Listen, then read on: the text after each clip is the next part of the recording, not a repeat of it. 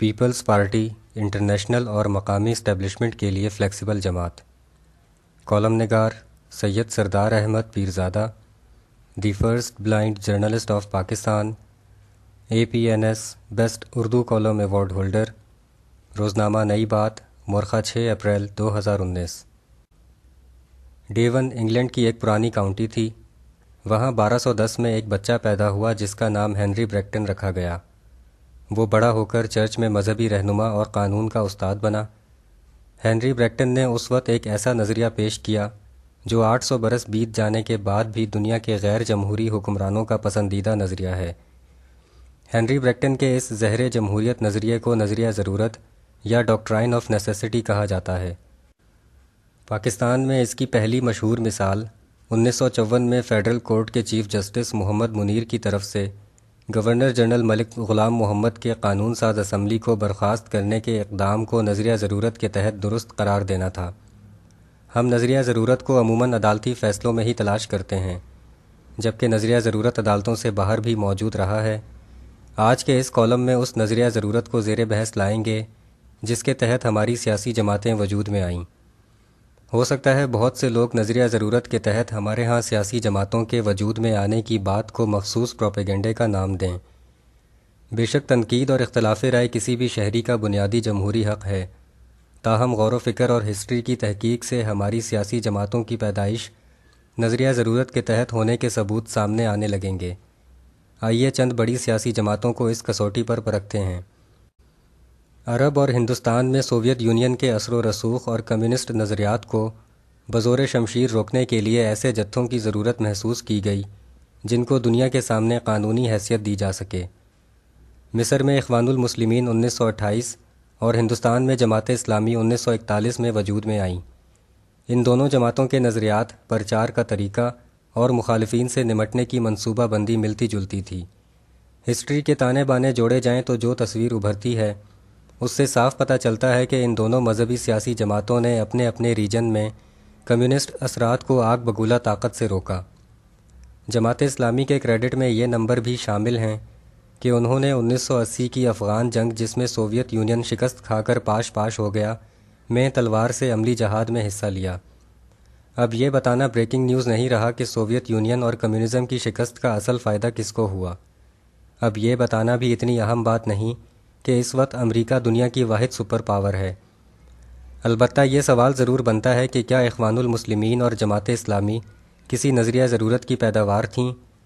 نظریہ ضرورت کے تحت سیاسی جماعتوں کا وجود جہاں بڑی طاقتوں اور انٹرنیشنل اسٹیبلشمنٹ کی ضرورت ہو سکتا ہے، وہیں ملکی اور مقامی اسٹیبلشمنٹ بھی اپنے نظریہ ضرورت کے تحت سیاسی جماعتیں معرض وجود میں لاتی ہیں۔ اس حوالے سے بھی ہمارے ہاں کئی چھوٹے بڑے بلیک ہول ملیں گے۔ انہی میں حالیہ دہائیوں کی بڑی اور مؤثر مثالوں میں MQM اور PML ہیں۔ دونوں جماعتوں کو پاکستان پیپلز پارٹی کے توڑ کے لیے نظریہ ضرورت کے تحت وجود میں لایا گیا۔ ملکی سطح پر نظریہ ضرورت کے تحت تیار کی جانے والی سیاسی جماعت کی تازہ ترین مثال PTI ہے، جس کے بارے میں کوئی ثبوت نہ دینا بھی ایک ثبوت ہی ہے۔ اس کسوٹی پر پاکستان پیپلز پارٹی کا تجزیہ کریں تو سانس روکنے اور دل تھامنے والے نتائج بتاتے ہیں کہ ملک میں جمہوریت کا سب سے زیادہ دم بھرنے والی یہ جماعت بھی انٹرنیشنل اسٹیبلشمنٹ کے نظریہ ضرورت کے تحت معرض وجود میں آئی۔ تقسیم کے بعد 20 برس کے عرصے میں پاکستان کے لیے مستحکم اور پاپولر حکومتوں کے حوالے سے جب سب تجربے ناکام ہو گئے تو غریب عوام کی حکومت کا ایک ایسا نعرہ بلند کیا گیا جو انسانی نفسیات کے لیے پسندیدہ ہونے کے باعث ہر دل عزیز ہو گیا۔ اس پاپولر بیانیے کے لیے 1967 میں پاکستان پیپلز پارٹی کا وجود عمل میں لایا گیا۔ یہ پوچھا جا سکتا ہے کہ انٹرنیشنل اسٹیبلشمنٹ کو پاکستان میں مستحکم اور پاپولر حکومت لانے میں کیا دلچسپی ہو سکتی تھی؟ غور کریں تو اس کا جواب بھی ہسٹری کے صفحات پر مل جائے گا کہ پاکستان کمیونزم کے خاتمے کے لیے مجوزہ میدان جنگ افغانستان کا سرحدی ہمسایہ ہونے کے باعث فرنٹ مین کی حیثیت رکھتا تھا۔ پاکستان کی کمزور حکومتیں سوویت یونین کے خلاف انٹرنیشنل اسٹیبلشمنٹ کے ایجنڈے کو پورا نہیں کر سکتی تھیں، لہٰذا پاکستان پیپلز پارٹی ہر طرح سے فٹ تھی۔ پیپلز پارٹی کے بانی ذوالفقار علی بھٹو برطانیہ سے تعلیم یافتہ تھے۔ کسی بھی سیاسی رہنما کا برطانیہ یا امریکہ سے تعلیم یافتہ ہونا محض غیر ملکی ڈگری ہولڈر ہونا نہیں ہوتا، بلکہ اس کا انٹرنیشنل اسٹیبلشمنٹ کے لیے خود بخود قابل قبول لیڈر ہو جانا ہوتا ہے۔ یہ علیحدہ بات کہ اگر وہی قابل قبول لیڈر بعد میں انٹرنیشنل اسٹیبلشمنٹ کو بائی پاس کرنے کی کوشش کرے تو اس کی سزا بھی عبرتناک بنا دی جاتی ہے، جیسا کہ ذوالفقار علی بھٹو کی مثال ہے۔ بے نظیر بھٹو بھی امریکہ ہارورڈ اور برطانیہ آکسفورڈ میں پڑھنے کے باعث انٹرنیشنل اسٹیبلشمنٹ کے لیے خود بخود قابل قبول سیاسی لیڈر ہو گئی تھیں۔ انہوں نے اپنی دونوں حکومتوں میں انٹرنیشنل اسٹیبلشمنٹ کے لیے کچھ پسندیدہ کام کرنے کی کوشش کی تو ملکی اسٹیبلشمنٹ ناراض ہو جاتی رہی، جس کی سزا کے لیے صرف حکومت سے ان کی سبکدوشی کو ہی کافی سمجھا گیا۔ تاہم تیسری مرتبہ وہ جس ایجنڈے کے تحت واپس آئیں وہ شاید مقامی مخصوص حلقوں کو قابل قبول نہیں تھا۔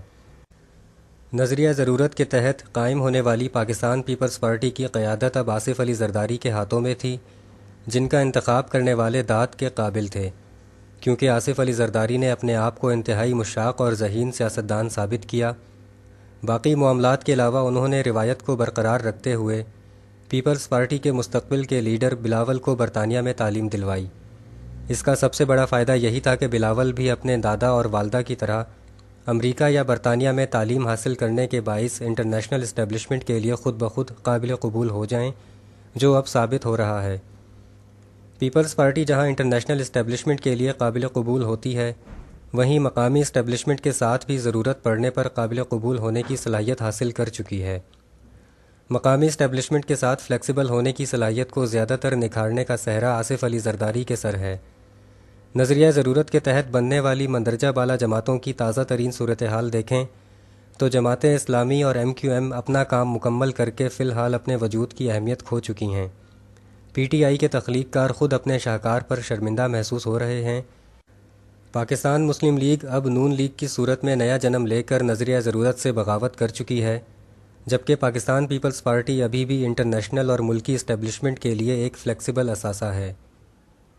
شکریہ۔ The end.